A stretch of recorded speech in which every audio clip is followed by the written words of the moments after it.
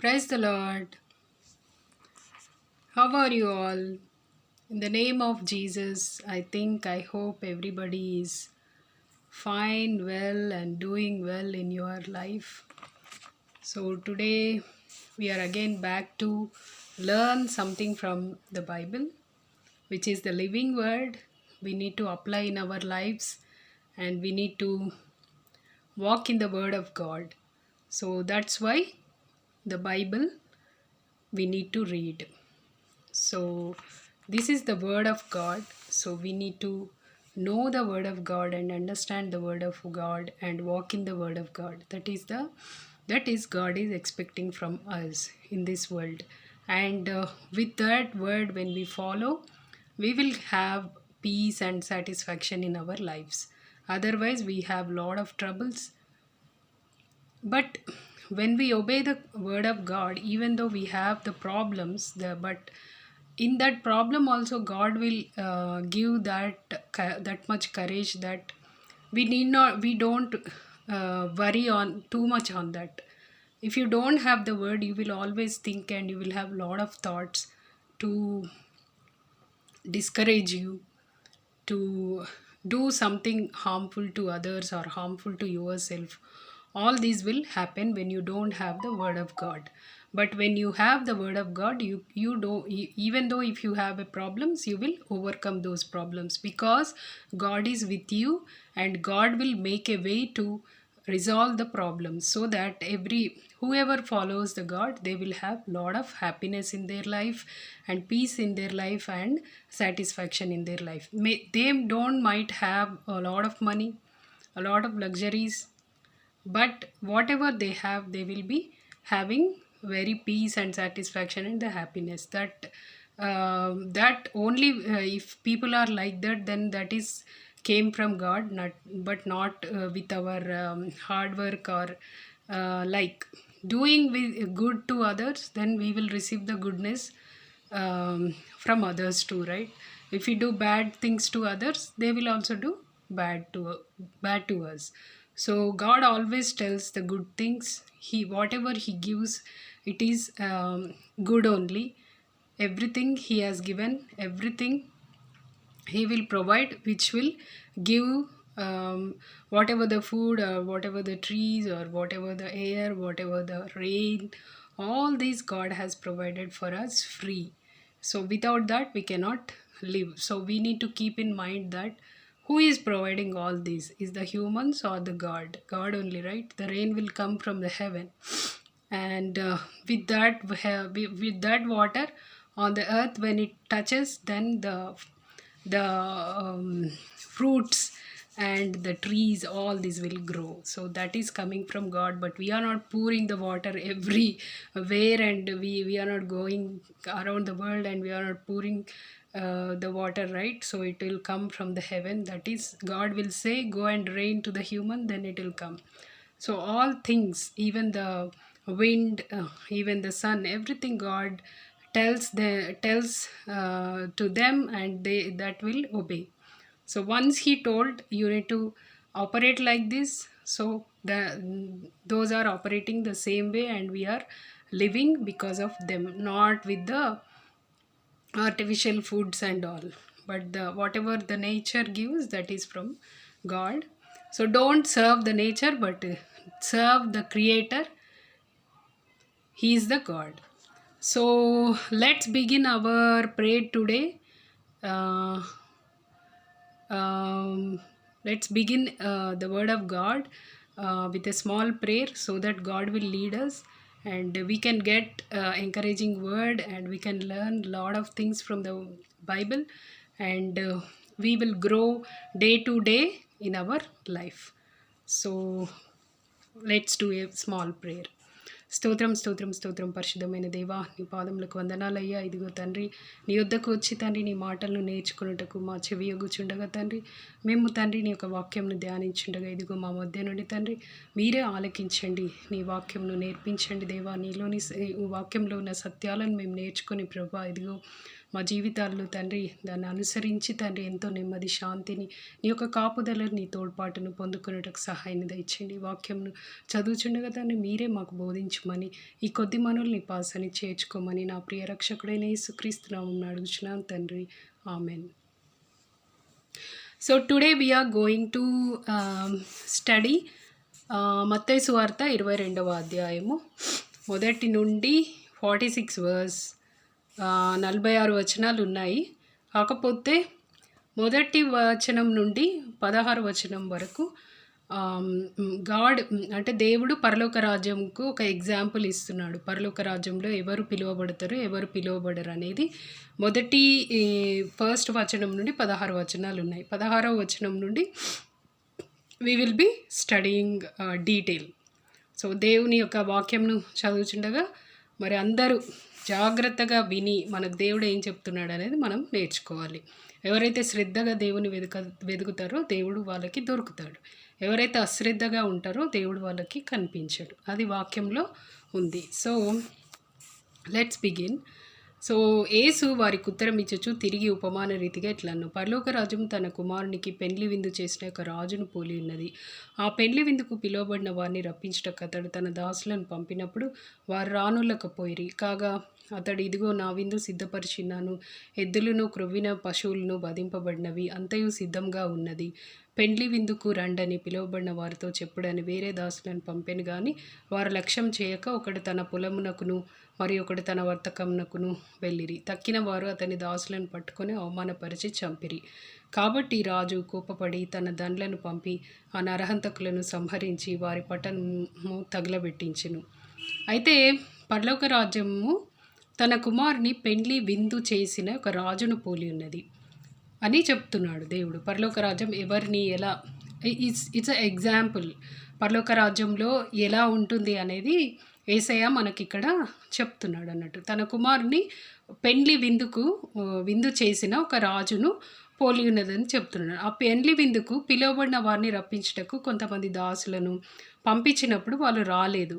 మళ్ళీ కొంతమందిని పెళ్లి విందుకు రండని పిలువబడిన వారితో చెప్పడని వేరే దాసులను అయితే కొంతమంది దాసులను పంపించి ఏర్పరచబడిన వారిని పిలవడానికి వెళ్ళినప్పుడు వాళ్ళు రాకుండా అశ్రద్ధ చేస్తారు. మరి వేరే దాసులను పంపినప్పుడు వారు లక్ష్యం చేయక ఎవరి పనిలో వాళ్ళు బిజీగా ఉన్నారు. సో ఇది మనకు ఎలా అప్లికేషన్ అంటే ఇది ఉపమానం, ఇది ఒక ఎగ్జాంపుల్. సో మనం ఎలా దీన్ని అప్లై చేసుకోవాలని అంటే, మనము దేవుడు ఏం చెప్తున్నాడు, తన కుమారుని పెండ్లి విందు చేసిన ఒక రాజును పోలి ఉన్నది అంటే ఇందులో ఏర్పరచబడిన వారు ఆల్రెడీ నోటెడ్గా ఉన్నారు. వాళ్ళని పిలువడానికి కొంతమంది ప్రవక్తలను దేవుడు అప్పుడు పంపిస్తాడు. కానీ వారు ఆ ప్రవక్తను చంపి వారి మాట వినకుండా ఎవరికి ఇష్టం ఉన్నట్టు వాళ్ళు జీవిస్తున్నారు. అదేవిధంగా ఇప్పుడు కూడా ఎంతోమంది మనకు వాక్యంను మనకు చెప్తున్నారు, బోధిస్తున్నారు. ఎన్నో మీటింగ్స్ జరుగుతున్నాయి, ఎన్నో రీతిలుగా ఆన్లైన్గా మళ్ళీ కూడికల ద్వారా ఎంతో సువార్త చెప్పబడుతుంది. అయినను మనం మన హృదయంను కఠినపరుచుకొని మన యొక్క పనులలో బిజీగా ఉండి దేవుని అలక్ష్యం చేస్తున్నాము. దేవుని యొక్క పరలోక రాజ్యం ఇలా ఉంటుంది, మరి మీరందరూ రావాలి, పరలోక రాజ్యంలో అందరూ చేరాలనేది దేవుని యొక్క ఉద్దేశము. కానీ మనము ఎంతవరకు దాన్ని స్వీకరిస్తున్నాము? మరి మనం కూడా బోధకులు చెప్పేది లేక మంచి దేవుని యొక్క వాక్యంను నిర్లక్ష్యం చేసి మనము పరలోక రాజ్యంను పోగొట్టుకునే వాళ్ళంగా ఉన్నామా? లేకపోతే తన దాసుల ద్వారా దేవుడు చెప్తుంటే మనం పెడచెవిన పెట్టి మన యొక్క సొంత స్వాభిలాషల వైపు తిరిగి మనము ఉంటున్నామా అనేది మనకు ఒక ప్రశ్న వేసుకోవాల్సి ఉంటుంది. సో అయితే అదే చెప్తున్నాడు. వాళ్ళు పిలిచినప్పుడు ఏంది, ఒకరు పొలంలోకి పోతున్నారు, ఇష్టం ఉన్నాడు, ఒకరు బిజినెస్ చేస్తున్నారు. They are not minding anything that God is telling that ఇలా పరలోక రాజ్యం ఇలా ఉంటుంది, మరి మీరు సిద్ధపడాలనేది దేవుడు ఎప్పటి నుండో తన యొక్క సువార్తల్లో అనేక రకాలుగా దేవుడు పరలోక రాజ్యం ఉపమానాలు చెప్తాడు అన్నట్టు. చెప్పినప్పుడు మనము అది ఓకే, పరలోక రాజ్యంకి వెళ్ళాలంటే ఈ క్వాలిటీస్ ఉండాలనేది మనము అవలంబించి మనం రెడీగా ఉన్నప్పుడే దేవుని యొక్క రాజ్యంకు మనము వెళ్తాం. అయితే దేవుడికి అయితే ఏమంటున్నాడు, కాబట్టి రాజు కోపపడి తన దండ్లను పంపి ఆ నరహంతకులను సంహరించి వారి పట్టణంను తగలబెట్టించెను. అప్పుడు అతడు పెండ్లి విందు సిద్ధంగా ఉన్నది గాని పిలువబడిన వారు పాత్రులు కారు గనుక రాజమార్గములకు పోయి మీకు కనబడు వారినందరినీ పెండ్లి విందుకు పిలువుడని తన దాసులతో చెప్పెను.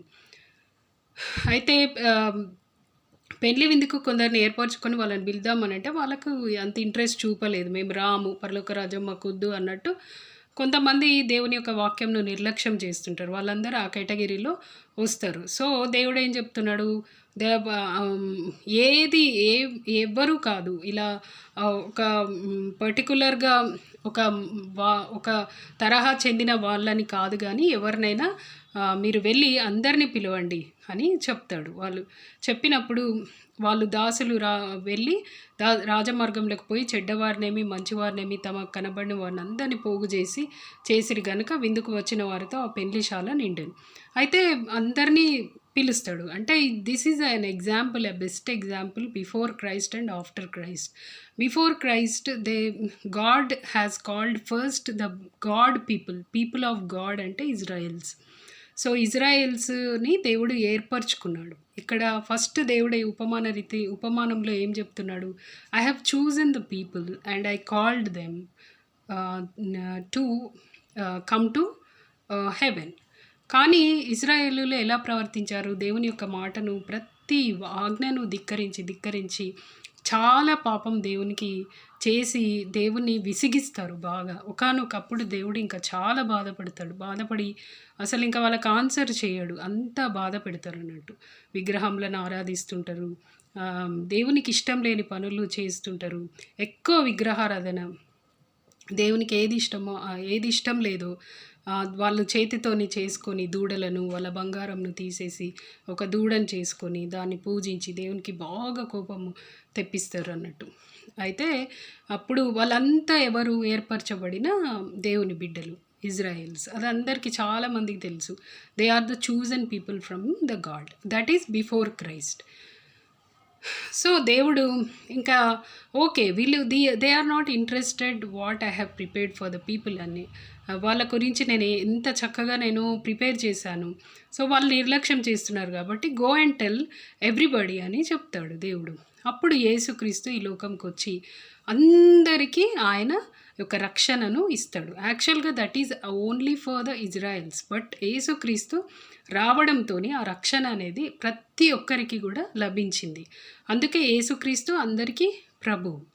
సో, అందరికీ ఈ సువార్త, ఈ యొక్క రక్షణ, ఈ యొక్క నిత్య జీవము ఇవన్నీ కూడా అందరికీ ఇవ్వాలని దేవుడు తన అందరికి ఇవ్వాలని యేసుక్రీస్తుని పంపిస్తాడు. పంపించినప్పుడు అప్పుడు చాలామంది దేవుడు ఇంత గొప్ప, అంటే మనం మరణం నుండి మనకి నిత్య జీవంను అంటే నిరంతరం జీవించే ఒక గొప్ప బహుమానము యేసుక్రీస్తు ద్వారా అందరికీ లభించింది. కాబట్టి చాలామంది ఆ యొక్క గొప్ప అర్థాన్ని, ఆ గొప్ప మర్మంను యేసుక్రీస్తు ఎందుకొచ్చాడనేది తెలుసుకొని చాలామంది దేవుని వైపు తిరుగుతారు. అవును, ఇతనే నిజమైన దేవుడు, ఈయనే పాపులను రక్షించడానికి వచ్చిన లోకరక్షకుడు, ఈయన అందరికీ ప్రభు అని చాలామంది ఇప్పటికీ స్వీకరిస్తూ ఉన్నారు. ఎందుకనంటే ఆయనే నిజమైన దేవుడు. ఏదైనా కానీ ప్రాక్టికల్‌గా అండర్‌స్టాండ్ చేసుకోవాలి. ఏదో మనము కొంతమంది చెప్పారు బ్లైండ్‌గా we need to follow, they are knowledgeable అని. అంటే knowledge is with everybody. You need to know what is truth and what is the practical things are happening. So, బైబిల్‌లో చెప్పబడినవన్నీ కూడా జరుగుతున్నాయి. ఇప్పటికీ మనము దీన్ని అప్లై చేసుకోవచ్చు. ప్రతిది కూడా ట్రూగా ఉంటుంది. ఒక మానవుడు పుట్టి పాపం చేసినందుకు చనిపోతాడని ఉంది బైబిల్‌లో. పాపం అంటే దేవుని యొక్క ఆజ్ఞను ధిక్కరించినందుకు. అది ఇప్పటికీ జరుగుతుంది. అందరం చూస్తున్నాం. So, this is the real world and the God Jesus is the real God. Okay, స్త్రీ వేదన పడి పిల్లల్ని కనుంటుందంటే ఎవరైనా సంతోషంగా హ్యాపీగా స్త్రీ కంటుందా పిల్లల్ని? లేదు. తనకు రెండో జన్మలాగా అంత వేదన పడి పిల్లల్ని కంటుంది. మానవుడు కష్టపడితే కానీ ఫుడ్ రాదు అని దేవుడు అప్పుడే చెప్తాడు, శపిస్తాడు. అంతకుముందు కష్టపడే అవసరం లేదు. దేవుడే అన్ని ఫ్రూట్స్ అన్నీ ఇచ్చి తినమని చెప్పేది మనకు. కానీ మనం దేవుని మాట ధిక్కరించినందుకు నేలను దేవుడు శపిస్తాడు, ఈ లోకాన్ని దేవుడు శపిస్తాడు. మీరు చాలా కష్టపడుతూ చేస్తేనే మీకు ఫుడ్ వస్తుంది. అప్పుడు మీరు మీ ఫ్యామిలీని రా ఏలుతారని దేవుడు ఇస్తాడు. ఇప్పుడు ముండ్ల పొదలన్నీ కూడా పుట్టిస్తాడు. అప్పటి వరకు మనకంత మంచి ఫుడ్ ఎక్కడికెళ్ళినా ఇలాంటి ఏమీ లేవు భూమి మీద. ఎప్పుడైతే దేవుని మాట ధిక్కరించినామో అప్పుడు మనం చెమట ఊరిస్తే గానీ మీకు ఫుడ్ రాదని చెప్తాడు. అంతే గదా! ఇప్పుడు ఎవరైతే కష్టపడరో వాళ్ళకి ఏమంత మంచిగా బ్రతకరు. ఎవరైతే కష్టపడతారో, హార్డ్ వర్క్ చేస్తారో they are having all the needs fulfilled. So, అవన్నీ దేవుడు చెప్పినయి. అవన్నీ జరుగుతున్నాయి. అంటే the word is true. The God is true God. So, అలా దేవుడు చెప్తాడన్నట్టు. అందరిని పిలవమంటే అందరికీ ఇది రక్షణ అందరికీ. ఏ మతము, ఏ కులం అని ఏది లేదు. అందరికీ ప్రభువు ఎవరు? యేసుక్రీస్తు. ఆయన అందరికీ రక్షణ ఇచ్చాడు. ఓన్లీ ఇజ్రాయెల్స్ కాదు గానీ ప్రతి ఒక్కరికి కూడా దేవుడు రక్షణ అనేది దయచేశాడు. ఆ రక్షణ వలన మనము మన పాపంలను ఒప్పుకొని ఎప్పుడైతే దేవుని తట్టు తిరుగుతామో మనకు మంచి జీవితం ఇక్కడ, మళ్ళీ పరలోకంలో కూడా మనకు సిద్ధపరిచి ఉంచిండన్నట్టు. అయితే రాజు కూర్చున్న వారిని చూడ లోపలికి వచ్చి అక్కడ పెళ్లి వస్త్రం ధరించుకొనని ఒకని చూచి, స్నేహితుడా, పెళ్లి వస్త్రం లేక ఇక్కడికి ఎలాగో వచ్చితివా అని అడగగా వాడు మౌని అయి ఉండెను. అంతటా రాజు వీని కాళ్ళు చేతులు కట్టి వెలుపటి చీకటిలోనికి త్రోసివేయుడి, అక్కడ ఏడుపును పండ్లు కొరుకుటయు ఉండునని పరిచారకులతో చెప్పాను. ఇక్కడ పెళ్లి వస్త్రము అనంటే మారు మనసు పొంది బార్న్ అగైన్ అయ్యి దేవుని యొక్క ఆజ్ఞల ప్రకారం ఎవరైతే నడుస్తారో వాళ్ళందరూ పెండ్లి వస్త్రం ధరించుకున్న దానికి సూచనగా ఉంటున్నారు. ఎవరైతే ఈలోక ఆశలు, పాపము ఇవన్నీ చేశారో వాళ్ళందరికీ పెళ్లి వస్త్రము ఇవ్వబడదు. వాళ్ళందరూ కూడా నరకంలో పడవేయబడతారు. సో, దేవుడు క్లియర్‌గా చెప్తున్నాడు. నా ఆజ్ఞలను అనుసరించి నేను చెప్పిన మాటలు వినినప్పుడే you are eligible to get heaven. Otherwise you need to go hell అని దేవుడు చెప్తున్నాడు ప్రతి వాక్యములో. సో, అలా దేవుని యొక్క దాసులు చెప్పినప్పుడు మనం మారు మనసు కలిగి ఆయనను పూజించి ఆయనను కొలిచే వాళ్ళమై ఉండాలి. 16వ వచనం చూస్తే, అప్పుడు పరిసయ్యులు వెళ్ళి మాటల్లో ఆయనను చిక్కుపరచవలనని ఆలోచన చేయగా, ఈ పరిసయ్యులు శాస్త్రులు వాళ్ళకన్నా నీతిపరులు లేరనే అపోహలో ఉంటారన్నట్టు. అన్నీ రిలీజియస్‌గా చేస్తారు. ఇప్పుడు సండే ఖచ్చితంగా విశ్రాంతి దినం ఆచరించాలంటే విశ్రాంతి దినము ఆచరించాలి అని ఆచరిస్తారు కానీ దేవుని హృదయపూర్వకంగా వాళ్ళు కొలువరు. ఏదైనా మోషే ధర్మశాస్త్ర ప్రకారము దేవుడు అన్నీ చెప్తాడు కదా! అవన్నీ కూడా తూచా తప్పకుండా రిలీజియస్‌గా పాటిస్తారు కానీ వాళ్ళ హృదయం ఎప్పుడు దేవునికి దూరంగా ఉంటుంది. అందుకే దేవుడు వాళ్ళని వేషధారులారా అని చాలా వరకు సంబోధిస్తాడు. వాళ్ళు ఎప్పుడు కూడా ఇతరుల మీద నిందలు వేయడానికి, ఇతరులు కరెక్ట్‌గా లేరనడానికి అనే అలా ఎత్తి చూపించడానికి దే ఆర్ రెడీ. మేము చాలా కరెక్ట్‌గా ఉన్నామని చెప్పుకోవడానికి అలా ఉంటారన్నట్టు. సో, అలా ఉండకూడదు ఎప్పుడైనా. మనము ఎంతవరకు దేవునిలో కరెక్ట్‌గా ఉన్నామని ఫస్ట్ మనల్ని మనం పరిశీలించుకొని, ఆ తర్వాత ఇతరులకు దేవుని వాక్యంను చెప్పాలి గానీ, వాళ్ళ యొక్క తప్పులు ఇవన్నీ కూడా దేవుడు తీర్పరే ఉన్నాడు. మనం కాదు తీర్పు తీర్చేది. ఓకే. సో, దేవుణ్ణి దేవున్నే చిక్కుపరచాలని వాళ్ళు ఆలోచన చేస్తారు. అయితే ఒకటి అడుగుతారు, బోధకుడా, నీవు సత్యవంతుడై ఉండి దేవుని మార్గం సత్యంగా బోధించుచున్నావనియు, నీవెవని లక్ష్యపెట్టవనియు, మోమాటం లేనివాడవనియు ఎరుగుదుము. నీకేమి తోచుచున్నది? కైసరుకు పన్నిచ్చుట న్యాయమా కాదా? మాతో చెప్పుమని అడుగుటకు హేరోదీలతో కూడా తమ శిష్యులను ఆయన యొద్దకు పంపిరి. యేసు వారి చెడుతనం ఎరిగి, వేషధారులారా, నన్నెందుకు శోధించుచున్నారు? పన్ను రూకాయి ఒకటి నాకు చూపుడని వారితో చెప్పగా, వారు ఆయన యొద్దకు వచ్చి ఆయన యొద్దకు ఒక దేనారం తెచ్చిరి. అప్పుడు ఆయన, ఈ రూపం పైవ్రాత ఎవరి అని వారిని అడగగా, వారు కైసరు వనిరి. అందుకాయన, అలాగైతే కైసరుకును దేవునికిని చెల్లించుడని వారితో చెప్పాను. అయితే పరిసయ్యులు అంటారు, పన్ను కైసరుకు పన్నిచ్చుట న్యాయమా కాదా అని దేవుడిని అడిగితే, వాళ్ళకు ఆలోచన రాకముందే సమస్తం ఎరిగిన దేవుడు. సో, నీ ఆలోచన, నా ఆలోచన నాకే తెలుస్తుంది కానీ ఇతరులకు తెలియదు. కానీ దేవుడికి మన ఆలోచించకముందే మనం ఏం ఆలోచిస్తామో దేవుడికి తెలుసు. అందుకే ఆయనను గాడ్ అంటున్నాము. He knows every thought of you, every thought of everybody. So, ఆయన పరిసయ్యులు అలా ఆలోచిస్తుంటే God already know that they will question like that. He is the creator of the world. He knows everything. The small things he can answer like anything. అయితే వాళ్ళు చాలా చెడుతనంతోనే అడుగుతారని దేవుడు చెప్తున్నాడు. ఎప్పుడు ఒకరిని పాయింట్అవుట్ చేసి వీళ్ళు తక్కువ అని, అందుకే దేవుడు వాళ్ళని ఏమని సంబోధిస్తున్నాడు? యేసు వారి చెడుతనం ఎరిగి వేషధారులారా అని నన్నెందుకు శోధించుచున్నారు? దేవుణ్ణి ఎప్పుడు వాళ్ళు శోధిస్తూ ఉంటారు. నీ ఒక సూచన చేయి, నువ్వు దేవుని కుమారుడవా, రుజువు చేసుకో. ఇలా అంతా ఒక లోకపరంగా వాళ్ళు క్వెషన్స్ వేస్తుంటారు. ఈ లోక జ్ఞానము వేరు, పరలోక జ్ఞానము వేరు. పరలోకము యొక్క ఆపరేషన్ వేరు, ఈ లోక ఆపరేషన్ వేరు. సో దేవుడు పరలోకం నుండి వచ్చాడు. ఆయనకి ఈ లోకంలో జరిగేటి అన్నీ కూడా తెలుసు. సో ఈ లోకరీతిగానే ఆలోచిస్తుంటారు. సేమ్ అలానే ఇప్పుడు కూడా ఎవరైనా మంచి వ్యక్తులు మంచి బోధ చేస్తుంటే మనం వాళ్ళని పాయింట్అవుట్ చేస్తుంటాం. మీరు ఎందుకు ఇలా తీసుకుంటున్నారు, ఇది బైబిల్లో ఉందా, ఇదెందుకు చేస్తున్నారు, ఇలా ఉందా, అదెందుకు చేస్తున్నారు, అలా ఉందా అని అలా ఎప్పుడు శోధించద్దు. ప్రతిదీ కూడా తీర్పు తీర్చేది వాళ్ళు సరిగ్గా ఉన్నారా లేదా అనేది దేవుడు తీర్పు తీరుస్తాడు. మరీ అన్యాయంగా దేవుని వాక్యం కంప్లీట్గా డిఫరెంట్గా బోధిస్తే అప్పుడే హెచ్చరించాలి. కానీ ఎవరైతే దేవుని యొక్క వాక్యంను సత్యముగా ఉన్నట్టుగా బోధిస్తుండ్రో వాళ్ళ యొక్క మాటలు మనం విని మనకేదైనా తప్పుగా మనలో ఏదైనా తప్పు ఉంటే కరెక్ట్ చేసుకోవడానికి రెడీ ఉండాలి. అంతేగాని మంచి దేవుని యొక్క బోధకులు ఎవరైతే స్వచ్ఛంగా బోధ చేస్తున్నారో వాళ్ళని వెళ్ళి ఇలా శోధించడం అనేది మానేయాలి. కరెక్ట్ కాదు, అలా ఉండకూడదని దేవుడు అందుకే వాళ్ళని వాళ్ళ చెడుతనం దేవుడు అక్కడ చెప్తాడు అన్నట్టు. అయితే చాలా గొప్పగా దేవుడు ఆన్సర్ చేస్తాడు. ఒక దేనారం నా దగ్గరకు తెమ్మని చెప్తాడు. చెప్పినాక ఆ రూపం పైవ్రత ఏవని అంటే కైసరు అని చెప్తారు. కైసరు అయితే కైసరుకి ఇవ్వండి, దేవునికి ఇవ్వండి అంటే వారి మాట విని ఆశ్చర్యపడి ఆయనను వెళ్ళిపోయారు. ఆయన సర్వాంతర్యామి, ఆయనకు తెలియంది ఏముంది.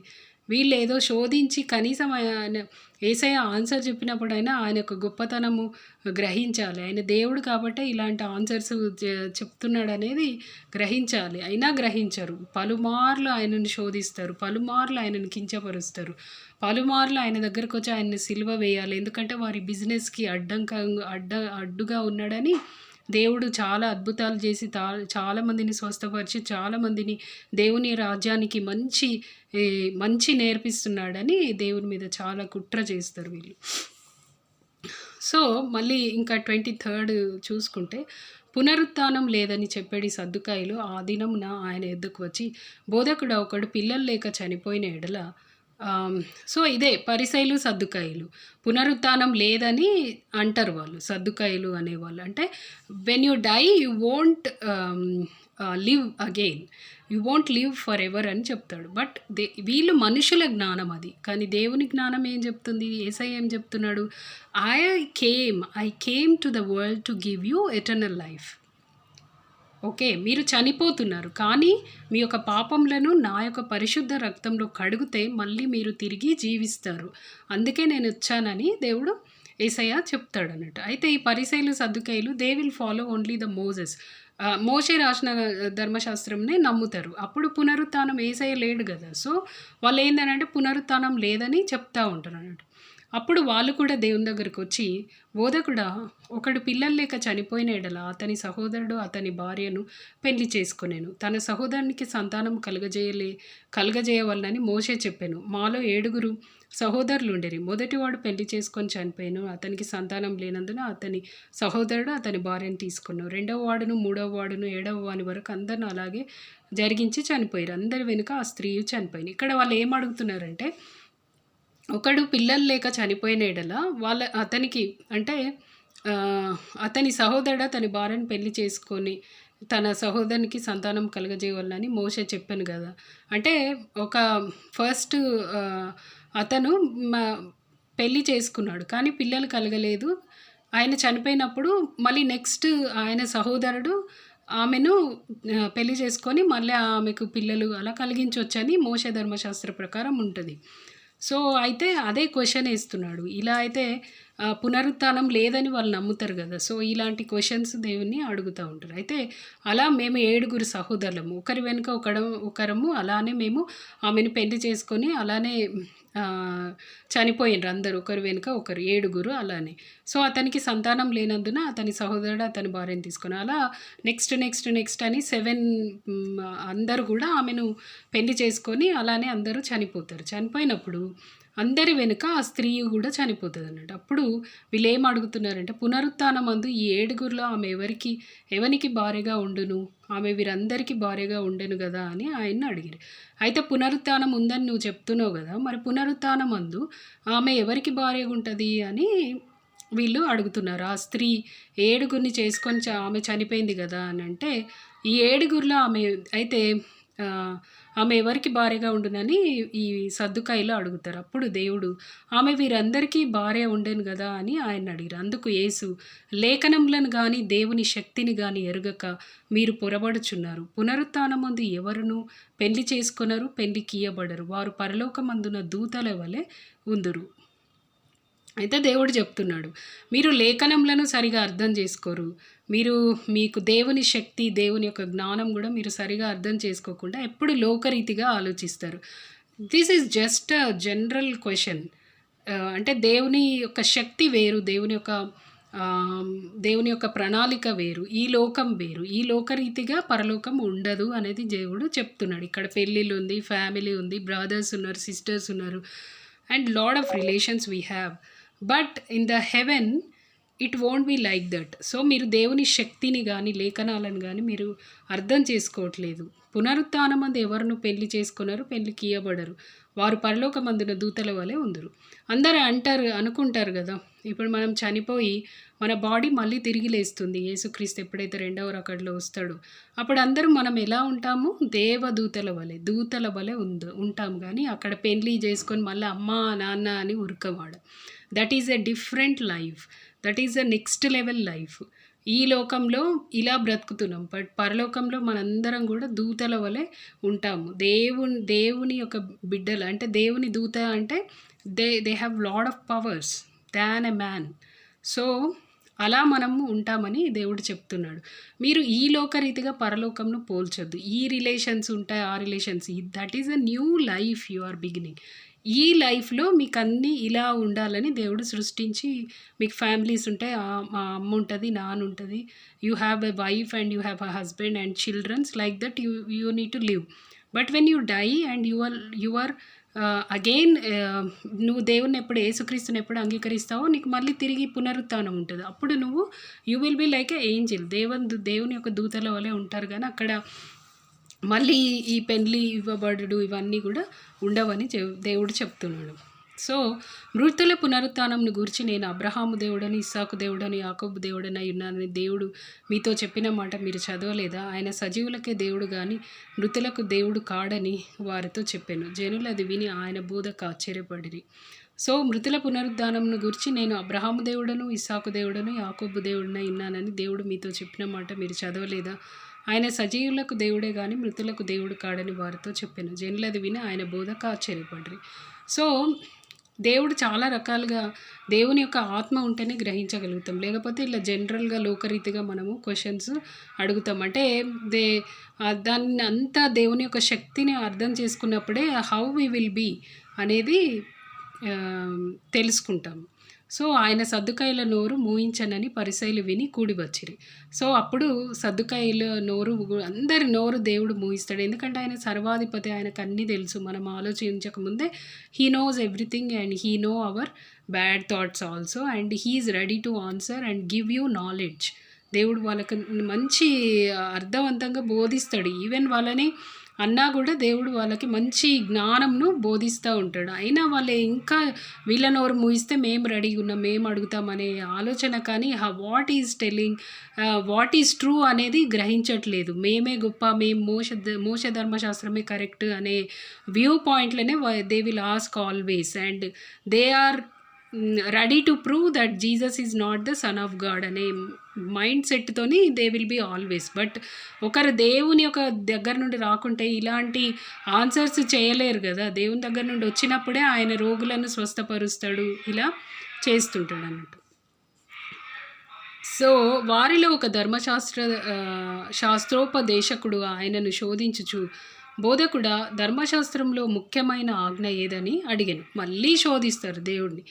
సరే బోధకుడా, మరి ధర్మశాస్త్రంలో ముఖ్యమైన ఆజ్ఞ ఏదనంటే, అందుకాయన నీ పూర్ణ హృదయంతోను, నీ పూర్ణ ఆత్మతోను, నీ పూర్ణ మనస్సుతోను నీ దేవుడైన ప్రభువును ప్రేమింపవలననిదియే. ఇది ముఖ్యమైనది మొదటిదియునైన ఆజ్ఞ. నిన్ను వలె నీ పొరుగువాని ప్రేమింపవలనను రెండవ ఆజ్ఞయు దాని వంటిదే. ఈ 2 ఆజ్ఞలు ధర్మశాస్త్రం అంతటికిని ప్రవక్తలకును ఆధారమై ఉన్నవని అతనితో చెప్పాను. మళ్ళీ పరిసయ్యులు వచ్చి వారిలో ఒక ధర్మశాస్త్రోపదేశకుడు వచ్చి, మరి బోధకుడా, ధర్మశాస్త్రంలో ముఖ్యమైన ఆజ్ఞ ఏదని ఆయన అడిగితే, దేవుడు నీ పూర్ణ హృదయంతో, నీ పూర్ణ ఆత్మతో, నీ పూర్ణ మనస్సుతో నీ దేవుడైన ప్రభువును ప్రేమింపవలెను, నిన్ను వలె నీ పొరుగు అని ప్రేమింపవలెనని చెప్పిండు. సో ఈ ఆజ్ఞలలో దేవుడు ఎంత ప్రేమ కలిగి ఉండాలని చెప్తున్నాడు. ఇదంతా కూడా ధర్మశాస్త్రముకు ఆధారమై, ప్రవక్తలకు ఆధారమై ఉన్నాయి. ఈ 2 ఆజ్ఞలతోనే ధర్మశాస్త్రము, ప్రవక్తలు అందరూ కూడా బోధించింది ఇదే అని చెప్తున్నాడు. మనం ఎలా ప్రేమించుకుంటామో ఇతరులను కూడా అంత నిస్వార్థంగా, ఎప్పుడైతే నీకు స్వార్థం ఉండదో నువ్వు ఇతరులను కూడా ప్రేమించగలుగుతావు. ఎప్పుడైతే నీకు స్వార్థమైన మనసు ఉంటుందో ఇతరులకి నువ్వు ఏ హెల్ప్ చేయలేవు. అందుకే నిస్వార్థంగా ఇతరులను కూడా ప్రేమించే వాళ్ళని, వాళ్ళకి ఏదైనా అవసరం వచ్చినప్పుడు మేలు చేసే వాళ్ళని, వాళ్ళకి ఏదైనా ఇబ్బంది కలిగినప్పుడు సహాయం చేసే వాళ్ళలాగా మనం ఉండాలి. మొదట ఎవరిని ప్రేమించాలి? మన క్రియేటర్, మన దేవుణ్ణి మనము పూర్ణ హృదయంతో, పూర్ణ ఆత్మతో, పూర్ణ మనసుతోని మన దేవుణ్ణి ప్రేమింపాలి. పూర్ణ హృదయము, పూర్ణ ఆత్మ అనంటే ఎప్పుడైతే మనము నిజాయితీగా ఉంటామో, నిష్కలంకంగా దేవుణ్ణి పూర్ణమైన భక్తి కలిగి ఉంటామో, దేవుని యొక్క మాటలను విని ఆ ప్రకారం ఎప్పుడైతే నడుచుకుంటామో అవన్నీ కూడా పూర్ణమైన ఆత్మతోని, పూర్ణ మనసుతోని, పూర్ణ హృదయంతో మనము దేవుని సేవిస్తున్నామని అర్థము. అంతేగాని నిన్న మొన్న అంతా అబద్ధాలాడి పాపం చేసి ఒకరిని నిందించి ఒకరి మీద అబద్ధ సాక్ష్యం చెప్పి వాళ్ళ దగ్గర లంచం తీసుకొని ఇవన్నీ వచ్చి మళ్ళీ సండే దేవుని చర్చికి వచ్చి, ప్రభువా ఇదిగో నేను నీకు కానుక అర్పిస్తున్నా, ఇదిగో నేను నిన్ను ప్రేమిస్తున్నా అంటే దేవుడు అది నిజమైన ప్రేమ దేవుని పూర్ణ మనసుతో ప్రేమించినట్టు కాదు. పూర్ణ మనసు, పూర్ణ హృదయం, పూర్ణ ఆత్మ అని అంటే you have to Born again. అంటే నువ్వు దేవుని యొక్క స్వరూపంలో మారాలి. దేవుని యొక్క స్వరూపం అని అంటే ప్రేమ కలిగి ఉండాలి. ఎవరికి హాని చేయొద్దు, ఎవరిని బాధ పెట్టద్దు, నీ శత్రువైనా నిన్ను ప్రేమించమంటుండ. అది దేవుని ప్రేమ. మనుషుని ప్రేమ ఏంటి? శత్రువునైతే చంపి వాడిని అది చేయాలి ఇది చేయాలని మనకంత పగ ఉంటుంది. కానీ దేవుడు ఏం చెప్తున్నాడు? ఆయన దేవుడు కాబట్టి ఆయన ప్రేమ శత్రువులను క్షమించే ప్రేమ. అదే మనుషులమైతే మనం చేయలేము. అదే దేవునిలోకి చేంజ్ అయినట్టు. When we are forgiving our enemies and we are loving and we are helping others, then that is the God's nature and we are changing into God's image. That does not mean we are like we will shine and our body will be different or like that. No. So God యొక్క characteristics మనము నేర్చుకున్నప్పుడు మన శత్రువులను ప్రేమించడం, మన శత్రువులను క్షమించడం, బాధలో ఉన్న వారికి హెల్ప్ చేయడం, ఇవన్నీ కూడా దేవునిలోకి మారడం అన్నట్టు. దేవుని యొక్క ఇమేజ్ మనకు వస్తుంది. సో అలా ఉన్నప్పుడు మనం ఎవ్రీడే నేర్చుకొని దేవుని యొక్క పాదాల చెంత ఆయన యొక్క గుణాలను నేర్చుకునే వారి ఉండి ఎప్పుడైతే మనం మనస్ఫూర్తిగా దేవుణ్ణి ప్రేమిస్తామో, ఉదయాన్నే లేచి ఆయన యొక్క వాక్యంను, ఆయన యొక్క ఈ యొక్క మనకిచ్చిన అన్ని గొప్ప మనకు ఎన్నో దేవుడు దయచేశాడు కదా ఈ ప్రపంచంలో. గాలిని, నీరుని, ఎన్నో వెలుగును, ఇవన్నీ మనకు దయచేసిన దేవునికి మళ్ళీ మనకు మంచి జీవితాన్ని, మంచి ఉద్యోగంను, మంచి ఫ్యామిలీని, మంచి ఫ్రెండ్స్ని, ఎన్నో రకాలుగా దేవుడు మనకు హెల్ప్ చేస్తాడు. మన యొక్క ప్రాబ్లమ్స్లో దేవుడు సొల్యూషన్ చూపిస్తుంటాడు. అన్నిటికీ దేవునికి మనం కృతజ్ఞతాస్తుతులు చెల్లించి ఆయన యొక్క గుణాలను ఇంకా నేర్చుకొని ఆయనలో పరిపూర్ణంగా మార్పు చెందే బిడ్డల వలె మనము ఉన్నప్పుడు ఈ లోకంలో మనం ఎంతో సంతోషంగా, ఎంతో satisfaction we will live and we will also get we will be like angels in the heaven. So దేవుని యొక్క పరలోక రాజ్యంలో దేవుని దూతల వలె దేవుని దగ్గర మనం నివసించడానికి కూడా మనకు అర్హత అనేది ఉంటుంది. సో దేవుడి యొక్క చిన్న వాక్యంను దీవించాలని, మన యొక్క జీవితాల్లో ఇది ఫలింపజేసి మనం దీని ప్రకారం నడుచుకోవాలని దేవుడి యొక్క వాక్యంను మన జీవితాల్లో ఆశీర్వదించాలని నేను ప్రార్థిస్తున్నాను. ఈ యొక్క మత్తయి సువార్త 22వ అధ్యాయంలో మనము సిద్ధపడి ఒక దేవుడు ఏర్పరచబడిన గుంపులో ఉండాలనంటే ఆయన యొక్క ఈ 2 ఆజ్ఞలను మనము గైకొనాలి. అదేవిధంగా దేవుడు పరిసయ్యులు సద్దుకాయల్లాగా మనం ఎప్పుడు వేరే వాళ్ళని వేలెత్తి చూపే వాళ్ళలాగా ఉండకుండా మనకి మనము ఎలా ఉన్నాం దేవుని ఎదుట అనేది ముందు మనం తెలుసుకొని ఆయన చెప్పిన అనేకమైన ఆశ్చర్యకరమైన సంగతులను గ్రహించే జ్ఞానము, దేవుని యొక్క జ్ఞానంను అడుగుతూ ఆయన యొక్క మాటలను మరి సత్యముగా చెప్పుచు ముందుకు వెళ్ళాలని దేవుడు చెప్తున్నాడు. ఓకే. సో ఆయన ఇచ్చిన ఆజ్ఞలను కూడా మనం పాటించి ఆయన యొక్క రూపంలో మనం మార్చబడాలని దేవుని యొక్క ఆకాంక్ష, కోరిక. సో అలా మనం ఎప్పుడైతే ఉన్నామో దేవుడు మన యందు ఆనందించి ఇంకా అనేకమైన దీవెనలు మనకు దయచేస్తాడు. సో ఇక చిన్న వాక్యంను దేవుడు దీవించును గాక. Amen. So we will close with a small prayer. స్తోత్రం స్తోత్రం పరిశుద్ధమైన దేవ, ఈ వాక్యం అందరూ వినుచుండగా తండ్రి వారికి మంచి జ్ఞానంను దయచేయండి. అర్థం చేసుకొని తండ్రి నువ్వు చెప్పిన మాటలను మేము మా జీవితాల్లో పాటించి ప్రభా నీకు దగ్గరగా జీవించి ఎంతో ఆనందంతో సంతోషంతో మరి ప్రభా ఈ జీవితంలో ఈ లోకంలో బ్రతకడానికి మీరే మాకు తోడుగా ఉంటారని నేను నమ్ముచున్నాను. ఈ వాక్యంను మా జీవితాల్లో మరి ఫలించి మరి దాని మంచి నేల పడిన విత్తనం వలె ఇది ఫలించులాగా మా అందరికీ తండ్రి మంచి శక్తిని, జ్ఞానంను, నీ యొక్క దైవికమైన జ్ఞానంను దయచేయమని, కొద్ది మనల్ని పాసని చేర్చుకోమని నా ప్రియ రక్షకుడైన యేసుక్రీస్తు నామమున అడుగుచున్నాను తండ్రి. ఆమెన్. Praise the Lord. ఆమెన్. Bye bye. See you next week. Okay. Bye all. Amen.